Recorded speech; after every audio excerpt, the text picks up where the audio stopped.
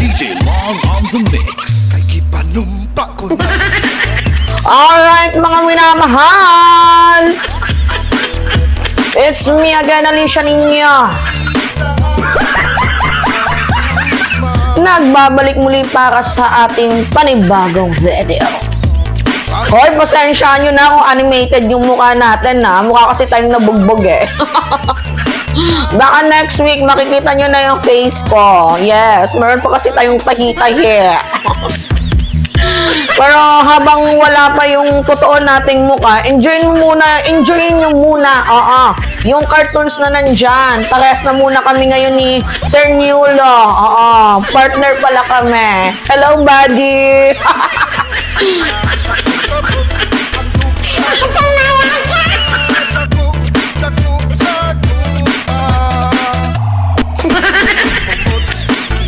Ito na nga, tama na nga tayo. Magsimula na nga tayo sa ating talakayan. So, again, mga minamahal, pasensya nyo na din kung medyo yung boses natin ay medyo ipet, diba? Kasi nga, yung tahi natin sa may ilong, hayop nung si Sir Jack na to, nakakahawa. Ganito kasi,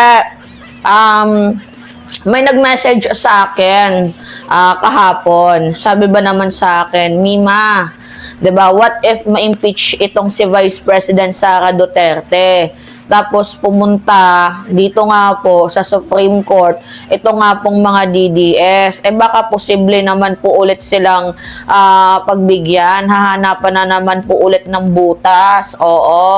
Ng Supreme Court, ito nga pong inihain na impeachment complaint laban nga po kay Vice President Sara Duterte. So, sabi ko, posible naman talaga silang lumapit dito sa Supreme Court.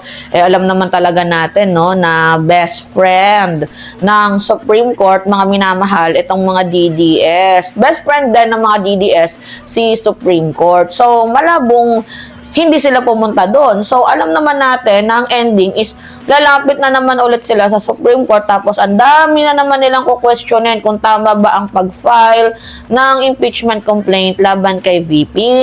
So, ganito, titirahin na naman nila, mga minamahal, sa maling pag-file. Doon na naman ulit sila mag-focus. Hindi sila magpo-focus sa issue. Pagpopokusan nila, mga minamahal, na mali ang pag-file na naman muli. Kagaya ngayon, 'di ba?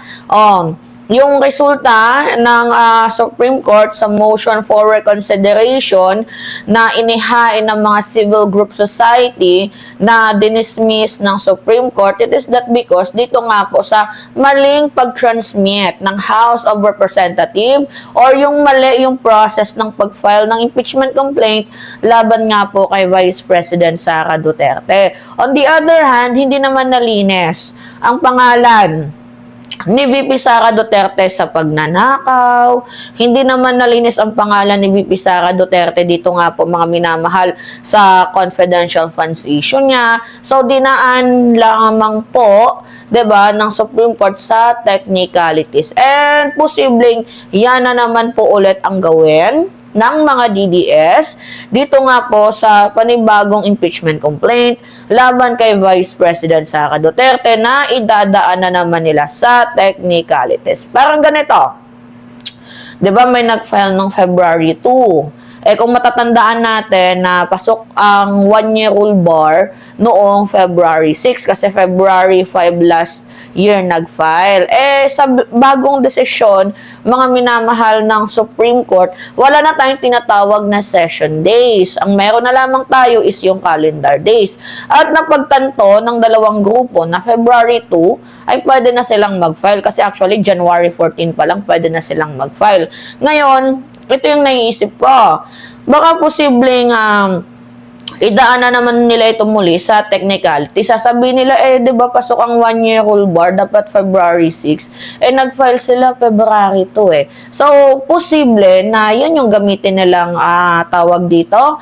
Yan yung gamitin nilang panlaban dito nga po sa Supreme Court. Pero, may chance ba, mga minamahal, na katigan sila ng Supreme Court? 50-50. Pero sa tingin ko, sobrang labo. Alam nyo kung bakit, mga minamahal? Kasi sinunod na natin lahat ng gusto ng Supreme Court, kunyari, si Sara Duterte ay ma-impeach, nakakuha ng 1/3 votes dyan sa Kamara, ang mangyayari nito mga minamahal, pagpapaliwanagin pa siya. So, di ba, impeach na nga itong si Sara Duterte na dapat sana for trial, ang mangyayari, pagpapaliwanagin pa itong si VP. Kasi nung panahon naman kasi ni Escudero, mga minamahal, ang nangyari talaga is pinatulog niya ang impeachment na that it should be sana ang mangyayari ay oo, 'di ba? Diretso for trial. Ang ginawa ni Quezon, pinatulog niya, dinrable, pinagpasapasahan hanggang from 19th Congress umabot sa 20th Congress. Ngayon, humingi sila ng tulong sa Supreme Court, 'di ba? Meron pang mga 11 days delayed, kinemi-kinemi, 30 days delayed, tapos naabutan na ng session hanggang sa pumasok na sa eksena ang Supreme Court. At doon na sila nagbase sa desisyon ng Supreme Court. So, kung dati, nadagdagan ng panibagong rules for impeachment, mga minamahal. Kung dati, 3 lang yung classification, pwede ka nang mag-file. Like, una, congressman, pwede ka nang mag-file. Pangalawa naman, mga minamahal, is yung private citizen na endorso ng kongresista. Tapos yung pangatlo, 1/3 vote, rekta for trial ka na. Ngayon, kahit meron kang 1/3 vote, hindi ka marerekta for trial. It is that because dapat kailangan makasagot si VP Sara Duterte, pagbigyan siyang magpaliwanag dito nga po sa Justice Committee. So, ngayon, apat na yung classification para mag-file ka ng impeachment complaint, which is nadagdagan nga po mga minamahal ng kailangan magpaliwanag muna si VP Sara Duterte bago ito ma-transmit dito nga po sa Senado. 'Di ba dati ang 1-year rule bar, ma-activate lang ito kapag na-initiate na to sa Justice Committee. Ngayon naman kahit hindi siya na-initiate sa Justice Committee, as long as nag-file ka, kasama na yon sa 1-year rule bar. So, medyo pinahirapan tayo ng Supreme Court na mag-file ng impeachment complaint laban nga po dito kay Vice President Sara Duterte. Pero mga minamahal, kagaya nga na sinabi ko, hindi na pwedeng gumawa ng reason, gumawa ang Supreme Court ng any reason para i-delayed na naman po ang impeachment complaint dahil nga ang sabi ko sa inyo, lahat po ng sinasabi ng Supreme Court, susundin natin ang proseso. Kaya malabo po nakatigan sila ng Supreme Court. Maybe magkakaroon na naman ito ng another debate, but at the end of the day, ang aking nakikita, kagaya nga ng sabi ng mga lawyer ni Vice President Sara Duterte, maybe you should resign. Kapag alam mong na-impeach ka na at nandyan na sa Senado, kapag malapit ng magbotohan, mag-resign ka na as Vice President. So, for the reason of that, para makatakbo pa siya bilang presidente ng bansang Pilipinas once na siya ay mag-resign. Kasi kapag itong si Sara Duterte nakakuha ng boto, mga minamahal, dito nga po sa plenaryo, siya po ay impeach, pero siya ay hindi pa po convicted. Dahil idadaan pa po itong si Sara Duterte, mga minamahal, dito nga po sa impeachment court, which is ang Senado. Ngayon, ang magiging rules ng mga senador, maging neutral kayo. 'Di ba? Maging neutral kayo, maging fair and square kayo. Pag na-receive ninyo yung article of impeachment, basahin ninyo. Hindi di porket kagrupo ninyo, hindi di porket kabaro ninyo, ang gagawin ninyo ay kakampihan ninyo, sasabihin ninyo, ay hindi pwedeng i-impeach to. Walang ganon. So, dapat sana tingnan nyo muna. Oo. 'Di ba mga minamahal, tingnan nyo muna kung ano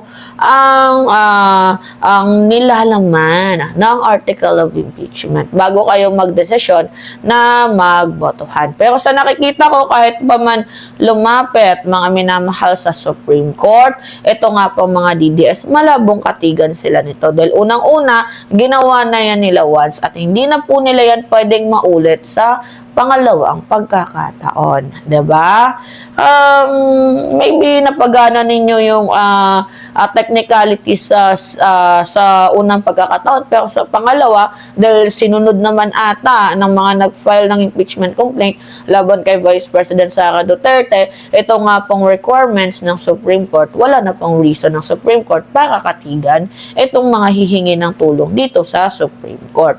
And beside mga minamahal, sabi ni Tito Soto, kapag na-receive agad ang article of impeachment, 'di ba, ay magpoproseso na. Kaya nga madaming mga DDS ang galit kay Soto, 'di ba? Kasi hindi niya pa nga nare-receive ang article of impeachment. Naghahanda na sila. Na para bang sinasabi ni Tito Soto na may impeach na talaga itong si Sara Duterte. Sabi ko nga sa inyo, wala naman atang masama kung malayo pa lang, naghahanda na, kaysa naman gayahin itong si Chis Escudero na tahimik lang. 'Di ba? Gets ninyo, mga minamahal.